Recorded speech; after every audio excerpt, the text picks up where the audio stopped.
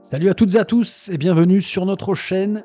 Aujourd'hui, je vous montre ma recette de la copa marinée dans du pinot noir. J'achète chez mon boucher une belle échine de porc d'un élevage local.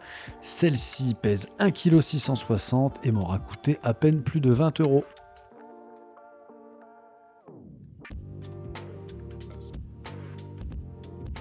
On va peser notre viande, noter son poids et faire nos petits calculs pour l'étape du salage sous vide, dite du 4-2-1.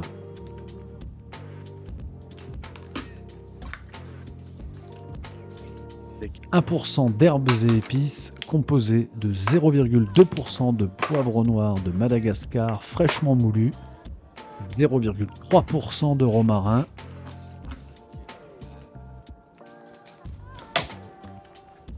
0,3% d'origan séché,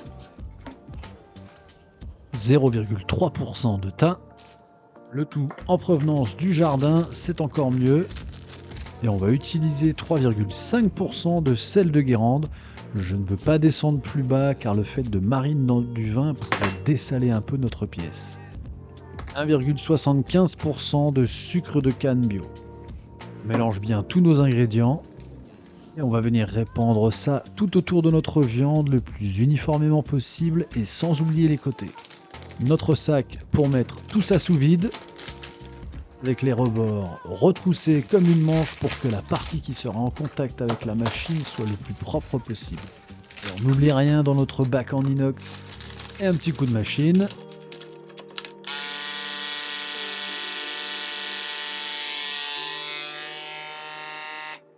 Avec une double soudure comme d'habitude.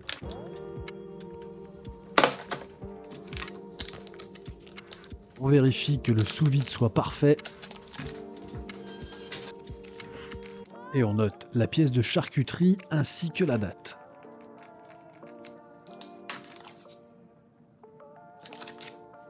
Ça part au frigo pour 5 semaines. Je fais toujours des longs salages.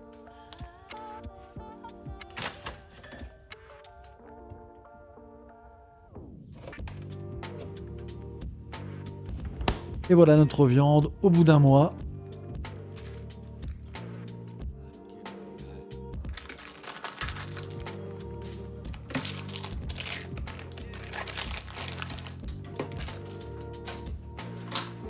On va nettoyer grossièrement les herbes de Provence. Je tente ici une bouteille de vin mystère. Aucune idée de la date, de l'appellation ou du producteur. Je sais juste que ça vient de Côte d'Or, donc c'est forcément un pinot noir, et qu'elle a au moins 20 à 25 ans. Le bouchon a explosé d'ailleurs. Cette couleur, ce nez sublime. Ouah, ce vin est une véritable bombe. J'ai presque hésité à ouvrir autre chose pour la marinade tellement il est bon. On place notre morceau dans un récipient qui ferme et on l'immerge de pinot noir. Allez, on va quand même se garder un verre ou deux.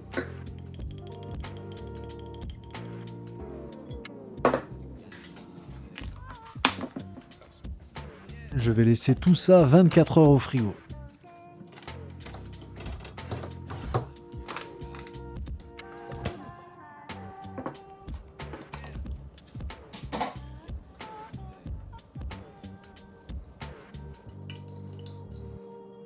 On va ensuite essuyer rapidement notre viande.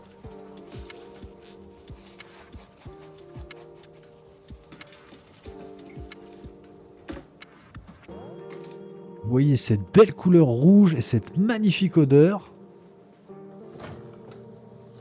On fera sécher encore en laissant notre viande 24 heures sur une grille au frigo.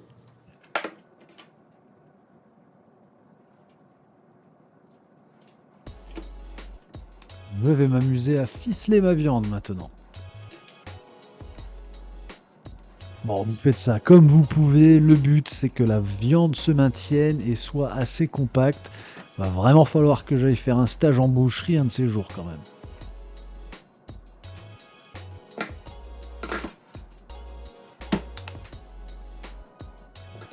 Je me suis même procuré un filet élastique spécial boucherie.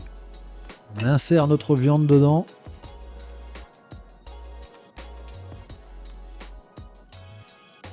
On serre les bords avec un bout de ficelle.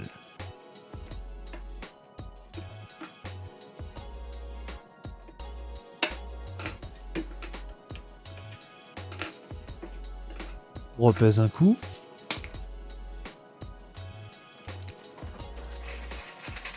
Et on va mettre notre crochet. Pour ensuite aller dans ma cave à vin électrique qui oscille entre 10-12 degrés, 65-75% d'humidité, à côté d'une autre copa et d'un petit morceau de guanciale. Ce que je vous conseille, c'est de peser chaque semaine ou presque. Je vise les 40% de perte de poids.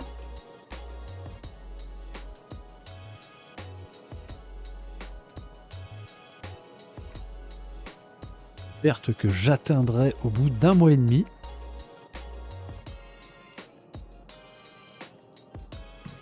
Pas question de goûter ça tout de suite, je vais remettre ma copa sous vide et au frigo pendant au moins 5 mois et jusqu'aux fêtes de Noël.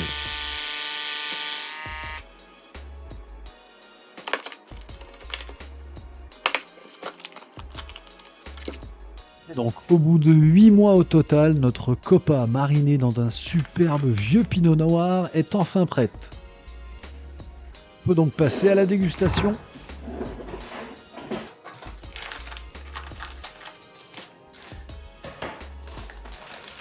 L'odeur est parfaite, on sent délicatement le vin.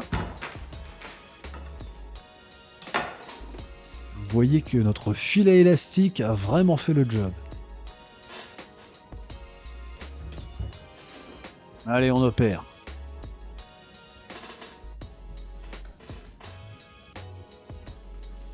Magnifique couleur rouge vif à l'intérieur.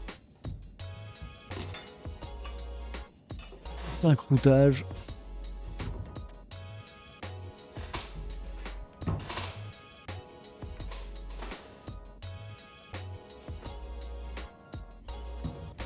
L'étape fatidique de la dégustation.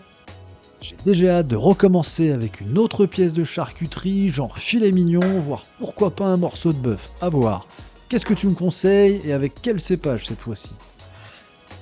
Excellent. Les herbes de Provence apportent cette fraîcheur qui se marie à merveille avec ce petit goût élégant que nous procure la marinade au pinot noir. C'est une vraie réussite. Le goût est succulent, la texture est parfaite. Parti avec une échine de porc à 21,65 € et on se retrouve avec une délicieuse copa de 1010 grammes. Merci d'avoir regardé cette vidéo jusqu'au bout. N'hésitez pas à nous mettre un like et un commentaire et surtout à vous abonner. À bientôt pour une nouvelle recette de charcuterie amateur.